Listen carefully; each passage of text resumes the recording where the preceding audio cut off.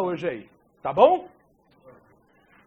Boa tarde a todos, vamos ver Direito Constitucional. Meu nome é José Luiz Souza de Moraes, sou procurador de Estado de São Paulo, sou professor da casa aí, alguns de vocês já tiveram aula comigo, e nessa véspera do OAB aí, esse dia corrido, dia inteirinho, cheio de direito, desde manhã cedinho, almoçaram direito, comeram direito no lanche, vão comer direito no jantar, quer dizer, direito bombardeado por todo canto. Para a gente não perder tempo, já que nosso tempo é extremamente restrito, nós vamos falar hoje sobre remédios constitucionais, certo? Remédios constitucionais. Onde é que estão os remédios constitucionais? Na Constituição, graças a Deus, olha só, todos estão afiadíssimos. Os remédios constitucionais estão na Constituição. Por que tem esse nome? Porque eles são, na verdade, garantias, são formas de garantir os direitos fundamentais previstos na própria Constituição. Não adiantaria nada o Constituinte narrar uma série de direitos se ele não desse os instrumentos possíveis para que esses direitos fossem protegidos, certo?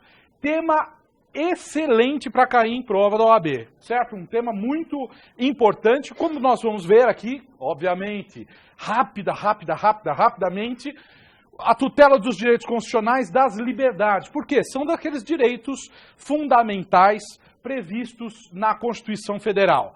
É um gênero, é uma espécie do gênero garantia constitucional. Então, é um instrumento que garante esses direitos e são protegidos como cláusulas pétreas. Cuidado, nós estamos concentrando aqui a maior quantidade de informações possível a respeito disso, num pequeno espaço de tempo. Então, cuidado, se cair alguma coisa, por exemplo, revogação de habeas corpus, revogação de mandado de segurança, revogação de algum dos instrumentos constitucionais, esqueça, porque eles são protegidos lá pelo parágrafo 4º do artigo 60, que trata das cláusulas pétreas na Constituição Federal.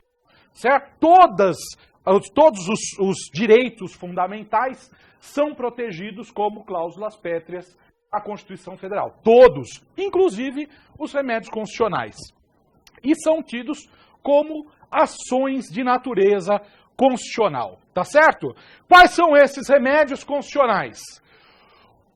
Olha só, habeas corpus, habeas data, mandado de segurança, ação popular e mandado de injunção, certo? São esses os remédios constitucionais. Nós vamos ver um por um, obviamente, en passant, rapidamente, mas o que eu quero que vocês atentem é justamente quando eu falar as palavras-chave, as palavras mágicas que diferem cada um desses institutos aí, tá bom? Habeas corpus, vamos começar. Habeas corpus é o mais antigo deles. Começou lá em 1215, lá com a Carta Magna Libertatis, certo? E para que serve o habeas corpus? Está aí, olha, está no texto da Constituição, leiam, certo? Constituição brasileira, conceder-se-á habeas corpus sempre que alguém sofrer ou se achar ameaçado de sofrer violência ou coação em sua liberdade de locomoção por ilegalidade ou abuso de poder. Onde está a palavra mágica aí, olha? Liberdade de locomoção. Sempre que eu falar em liberdade de locomoção, eu sei que o instrumento, o remédio constitucional mais antigo e mais eficaz, que serve para proteger essa liberdade de locomoção, é o habeas corpus. Então vejam só, no começo do século passado havia uma celeuma muito grande sobre para que se utilizava habeas corpus e a sua comparação com o mandado de segurança. E até mesmo Rui Barbosa ganhou uma discussão muito célebre que houve nessa época a respeito da utilização de habeas corpus para outras coisas. Hoje Rui Barbosa estaria completamente equivocado. Por quê? Porque habeas corpus só serve para isso. É única e exclusivamente para direitos sobre a liberdade de locomoção. Beleza? Então, peraí que eu já pulei aqui, ó. Liberdade de locomoção. Olha, ele pode ser de duas formas, o habeas corpus, certo? Preventivo ou repressivo. Se a pessoa já está presa, daí o que é? Repressivo. Se ela está sendo ameaçada de ser presa, preventivo, certo? São nomezinhos, são coisinhas que a gente tem que saber. Olha aqui, ó, pode ser impetrado por qualquer pessoa, por menor de idade e por estrangeiro, até em papel de pão. A gente sempre falou isso, sempre fez essa brincadeira e falou que o HC podia ser escrito até em papel de pão. Pois bem, há menos de 2 meses atrás, o Supremo Tribunal Federal recebeu um HC escrito num lençol. Olha só, num lençol. Obviamente que ele faz isso até para mostrar o simbolismo e como essa é verdade, essa precariedade do habeas corpus. Quer dizer, o instrumento pode ser escrito por qualquer um. Por quê? Porque ele é um instrumento muito precioso para a tutela da liberdade dos indivíduos. Então ele pode ser escrito em papel de pão, pode ser escrito até mesmo em um lençol, como recentemente recebeu o Supremo Tribunal Federal. Coisa interessante e recente que pode cair na prova eventualmente. Então você não precisa ter você precisa ser advogado para promover o HC, certo? Qualquer um pode escrever um habeas corpus, pode interpor um habeas corpus, tá bom? Outro aqui, ó. Então nós já vimos o primeiro, tá aqui a toque de caixa, habeas corpus. O que é? Liberdade, né? Liberdade. Qual é o segundo? Habeas data. Qual é a palavra mágica do habeas data? Informação. Mas não é só a informação. Aqui, cuidado. Informação sobre si. Sobre a pessoa. Sobre a pessoa qual? Sobre a pessoa que vai promover o habeas data. Somente, se eu vou entrar com habeas data, eu somente posso pedir informações, a alteração das informações, ou as informações a respeito de minha pessoa, e não de terceiros. Cuidado com isso. Se eu for precisar informações a respeito de terceira pessoa, não será habeas data, será mandado de segurança, como a gente vai ver daqui um pouquinho mais para frente. Então, cuidado. Quando eu falar em habeas data, é informação sobre si, sobre o impetrante do habeas data. Então, se, por exemplo, cair a respeito de uma pessoa, de um familiar, ou de uma pessoa, por exemplo, durante a ditadura militar, eu quero saber como é que se deu a prisão, quais são as informações a respeito de um tio meu. Eu entro com habeas data? Não. Eu entro com mandado de segurança com base na lei de acesso a informações.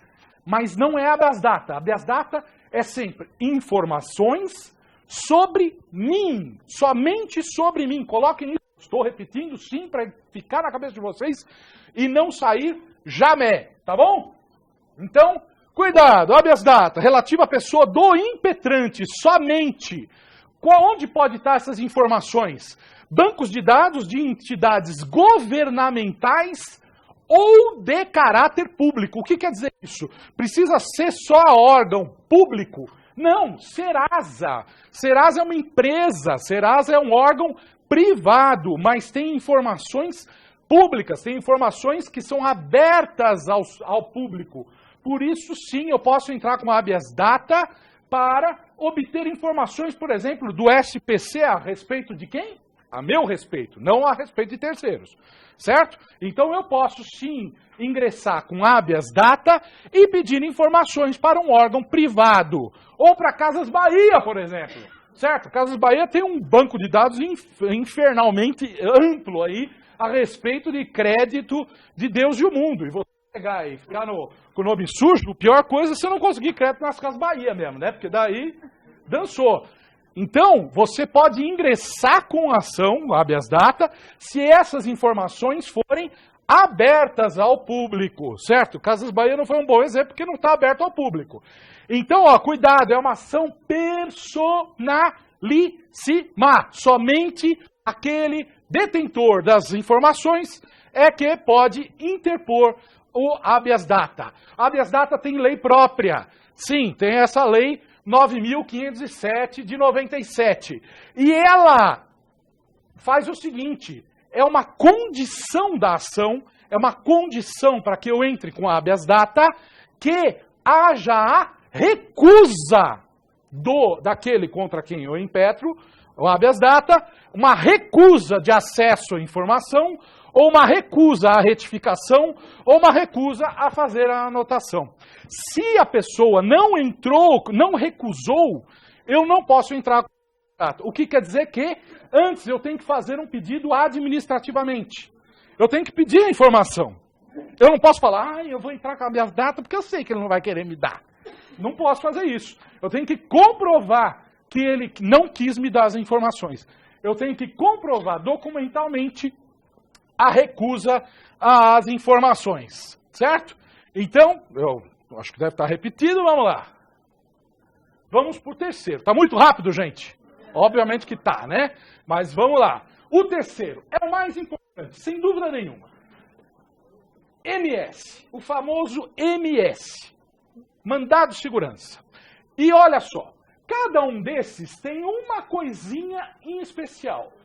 Só dá um tirinho certo, né? Quer dizer, cada um desses instrumentos, ele serve apenas para uma coisa. Então, o habeas corpus serve somente para liberdade de locomoção, o habeas data somente para informação a respeito da minha pessoa. O MS serve para tudo, desde que não seja objeto de habeas corpus e habeas data. Certo? Então, o espectro do mandado de segurança é muito maior. Pode ver, é muito mais amplo esse guarda-chuva e ele vai ser... ele só não vai poder funcionar quando for caso de HC e de habeas data. Certo? Então, ele é muito mais amplo. Só que, ao mesmo tempo que ele é amplo na quantidade de matérias que ele pode trazer, ele é muito raso na possibilidade de prova. Nós vamos ver já já. As provas devem ser pré-constituídas. Nós vamos ver aqui, as provas pré-constituídas. O que eu quero dizer com isso? Eu não faço prova, não há provas a serem produzidas em MS. Não há instrução probatória em MS. O que eu estou falando é qualquer coisa que vá cair no sentido de perícia, oitiva de testemunha em MS, você já sabe que é coisa errada. Certo? Já tire da sua frente porque já sabe que é coisa errada. Por quê? Porque não pode haver dilação probatória em sede de mandado de segurança. Certo? Então, quando nós falarmos em MS, nós podemos falar em um monte de assunto aqui, um monte de assunto. Desde multa de trânsito, até concurso público, procedimento administrativo, um monte de coisa pode ser tratada aqui. Mas somente pode haver provas pré-constituídas. Eu não faço provas durante o RIT. Olha só, escrevam, cuidado, esse nome aqui, ó, é um nome estrangeiro, um nome em inglês, que quer dizer, é um nome importado, certo? Do MS. É RIT, não é right, não é right, não é nada, é RIT, certo? Então, quando você vê a palavra RIT, você já sabe que nós estamos falando de MS. Beleza? Conceder-se-á mandado de segurança para proteger direito líquido e certo. A palavra mágica é essa. Direito líquido e certo. Não amparado por habeas corpus ou habeas data, quando o responsável pela ilegalidade ou abuso de poder for autoridade pública. Autoridade. É contra a autoridade. Certo? E cuidado, sempre que a gente promove um mandado de segurança, a gente promove em face da autoridade e não do órgão.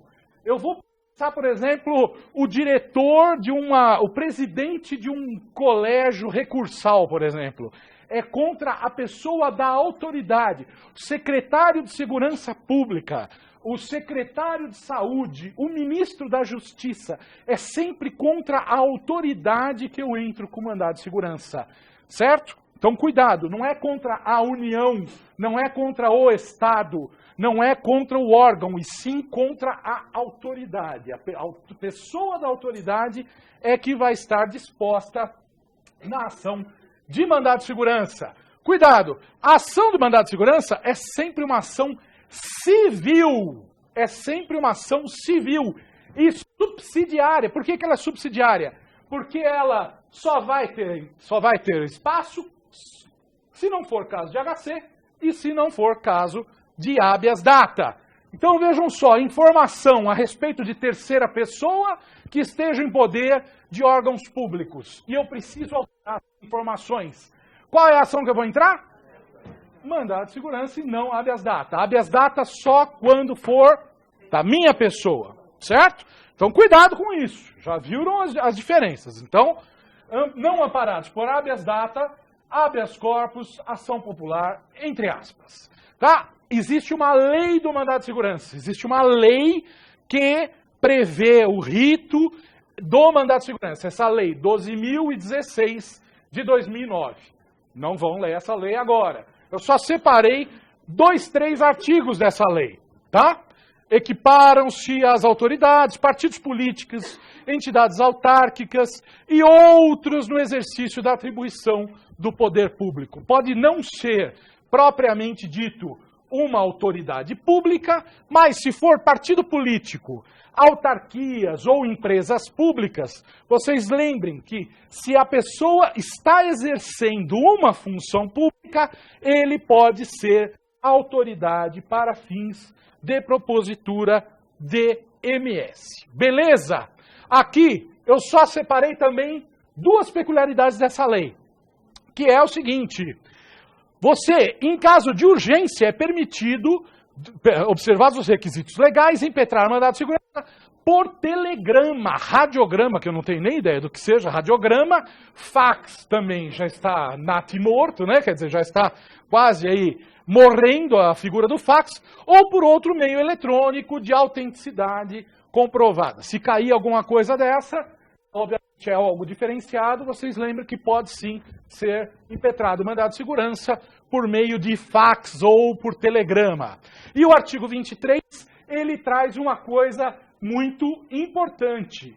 Depois de 120 dias da ciência do ato, eu não posso mais entrar com mandado de segurança. Então, o mandado de segurança tem um prazo decadencial de 120 dias. Se eu recebo, por exemplo, uma multa, ou o resultado de um recurso de uma multa de trânsito, por exemplo, passados os 120 dias da ciência desse ato, eu não posso mais entrar com mandado de segurança, mas eu posso entrar com uma ação ordinária. Deu para vocês entenderem? Eu recebi um ato que é atentatório contra um direito fundamental meu. Por exemplo, a fundamentação de um procedimento administrativo. Eu entro com um recurso administrativo e o cara fala, não. Certo? O que ele precisa fazer num recurso administrativo? Fundamentar, não é? Se ele só responde, não. Daí o que acontece? Nasce para mim um direito líquido e certo que foi... eu sofri uma lesão ao meu direito de ter as decisões administrativas sempre realizadas de uma forma fundamentada. Nasce para mim o direito de entrar com mandado de segurança. Só que esse direito nasce, mas ele morre 120 dias depois, certo? Mas, de qualquer forma, eu posso ingressar com uma ação ainda dentro do prazo prescricional. Daí eu entro com uma ação ordinária, mas eu não posso mais entrar com uma ação de mandado de segurança. O que é direito líquido certo? Importante isso, coloquem aí, porque ninguém sabe. O que é direito líquido certo?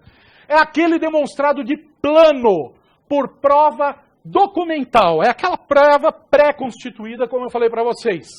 Ele é manifesto na sua existência, delimitado na sua extensão, e apto a ser exercitado no momento da impetração. Quer dizer, ele é um direito tal que eu, por meio de documentos, eu consigo comprovar esse direito que eu tenho e o direito é delimitado. Por exemplo, com base em uma receita médica, com base em exames médicos, com base em raio-x, escambau, não sei o que lá, eu ingresso com uma ação pedindo medicamento para o Estado, por exemplo, ou a necessidade de uma internação.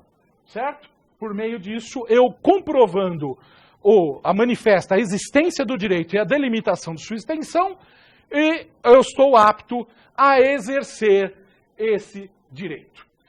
Ao lado, tudo bem até aqui? Então já vimos 3, ó, mandado, habeas corpus, habeas data e MS individual.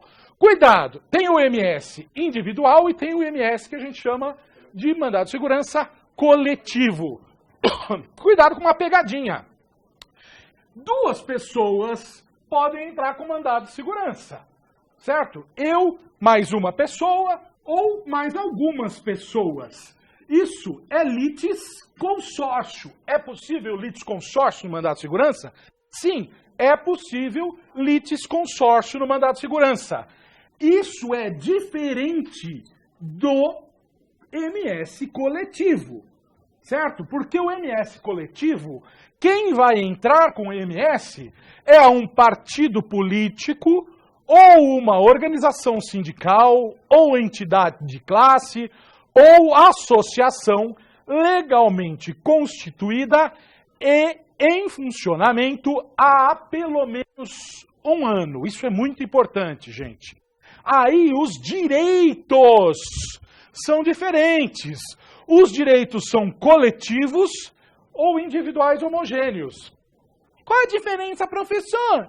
A diferença é o seguinte: eu, associação, vou entrar com mandado de segurança. Em nome de quem? Dos meus associados. É diferente de um litisconsórcio. Deu para vocês entenderem? Eu, o Joãozinho e a Joanete aqui entram com mandado de segurança. Nós somos litisconsortes. Cada um está pedindo um direito que é seu, um direito próprio. Nós só optamos a fazer isso juntos em litisconsórcio. Mas é um MS individual. Cada um pede um direito seu. No MS coletivo, eu, associação, peço um direito que não é meu, mas sim dos meus associados. Deu para entender? Por isso é meta individual. É que nem ação civil pública. Vocês lembram da ação civil pública? A ação civil pública também, ela prevê direitos que são meta-individuais, que são supra-individuais, que são mais do que o direito do indivíduo. É um direito de terceiros. Beleza? Tranquilo até aqui? Cuidado! Palavras mágicas aqui no MS coletivo. Partido político com representação no Congresso Nacional. Se não tiver representação no Congresso Nacional, não tem essa possibilidade. Organização sindical, entidade de classe ou associação legalmente constituída e em funcionamento há pelo menos 1 ano. E cuidado, em defesa de direitos líquidos e certos da totalidade ou de parte de seus membros associados, na forma de seus estatutos e desde que pertinentes às suas finalidades. Eu pego e entro com um mandato de segurança coletivo para os meus associados. Qual é a associação? Associação de bote de Itaquaquecetuba. Entendeu? Quais são as... Cuidado com isso, porque tem que ter uma pertinência temática entre aquilo que você está buscando com os direitos da associação e os direitos dos seus associados. Tá? Então, cuidado. Aqui não é litisconsórcio. Aqui eu estou pedindo direito de outrem em nome próprio. Tá certo? Então, cuidado que não é a mesma coisa que litisconsórcio. Ação popular. Ação popular é o mais antigo desses instrumentos, fora o HC, que é de 1215, né? Mas ele é um instrumento muito poderoso e é um instrumento que ele é anterior à ação civil pública. E para que ele serve? Ele serve para proteger o patrimônio público a moralidade administrativa, o meio ambiente e o patrimônio histórico e cultural. Qual é a palavra mágica na ação popular? Palavra mágica que não pode faltar. É isso aqui, ó. Cidadão. A palavra cidadão. Cidadão. Quem é cidadão? Ai, professor, cidadão é aquele cara que quer o bem da humanidade. Não, não é nada disso. Não é nada disso. Direito, cidadania é outra coisa. O buraco é mais embaixo. Cidadania é o exercício dos direitos políticos. E quem pode exercer os direitos políticos é aquele que tem o título de eleitor ok. É aquele que pode votar, certo? Então, somente o eleitor pode entrar com a ação popular. Se falar o seguinte, olha, cidadão italiano morando no Brasil, não sei o que lá, bababá, promoveu a ação popular, ring the bell. Acende tudo que é sirene dentro da cabeça de vocês, que é tocar, hino, certo? Aí vocês estão entrando numa cilada. Então, cuidado, tem que ser título de eleitor, é documento obrigatório para a promoção da ação popular. Se não tiver o título de eleitor, o juiz tem que fazer o quê? Faz clau na ação popular, ok? Então é documento obrigatório da ação popular o título de eleitor daquele que a promove, certo? E cuidado, é só para anulação. Só para anulação dos atos atentatórios aos princípios aí da administração pública. Quais são aqueles princípios constitucionais lá fáceis que estão no caput do artigo 37 da Constituição Federal? É o LIMP, exatamente. Qualquer um deles, o administrador público pisou na bola, para não falar outra coisa, pisou na bola e descumpriu algum daqueles princípios da administração pública, qualquer do povo? Não é qualquer do povo. Todos os cidadãos têm o direito de ingressar com ação popular, pedindo a anulação do ato administrativo lesivo ao patrimônio público. Deu para entender? Patrimônio público, patrimônio cultural, meio ambiente e histórico. Por último, como é que estamos de tempo aí? 2 segundos? Por último, mandado de injunção. Olha aqui, também é uma forma de controle de constitucionalidade. Qual é a palavra mágica do mandado de injunção? Omissão legislativa. Não tem uma lei que permita que eu exerça, que eu goze do meu direito de liberdades constitucionais e de prerrogativas inerentes à nacionalidade, à soberania e à cidadania. Então vamos lá. A Constituição me dá um direito, só que ela me dá esse direito de uma forma tão abstrata que eu não consigo exercer esse direito se eu não tiver uma norma infralegal, se eu não tiver uma lei que me permita exercer esse direito. Como assim, professor? Olha só, a Constituição de 88, lá nos atos das disposições constitucionais transitórias, ele fala, por exemplo, aqueles que sofreram perseguição durante os anos da ditadura militar, que perderam emprego, escambau, terão direito a uma indenização. Certo? O direito está previsto na Constituição. Aquele que sofreu danos durante a ditadura militar tem direito a uma indenização do Estado. Ok? Só que se não tem uma lei que fale quem são essas pessoas, de que forma você paga essa indenização, o quantum dessa indenização, onde é que eu entro com esse pedido de indenização, se não houver nenhuma coisa que dê concretude a esse direito constitucional, eu não consigo exercer meu direito, não é verdade?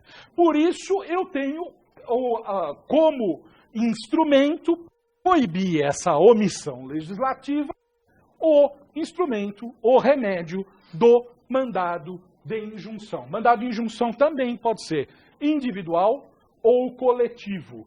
Por exemplo, direito de greve de servidor público. Não há lei que defina a greve, o direito de greve do servidor público. Apesar de a Constituição reconhecer esse direito. A Constituição reconhece o direito de greve. Só que o servidor público não tem uma lei que regule esse direito de greve. Então, o que os servidores fazem? Entram com um mandado de injunção coletivo para que fale, olha, tá bom, eu não posso, eu tenho um direito, de que forma que eu o exerço? Não tem uma lei que regulamente, então o juiz regulamente esse direito e me dê a possibilidade do exercício desse direito fundamental. Beleza, certo? Foi zero de direito constitucional aqui, foi só um sampler, foi só uma amostra de direito constitucional, mas espero ter abrangido o maior número de coisas para que vocês possam resolver amanhã, certo? Muito boa prova, bons estudos, estudem e descansem também para fazer uma boa prova, tá certo? Muito obrigado, até mais.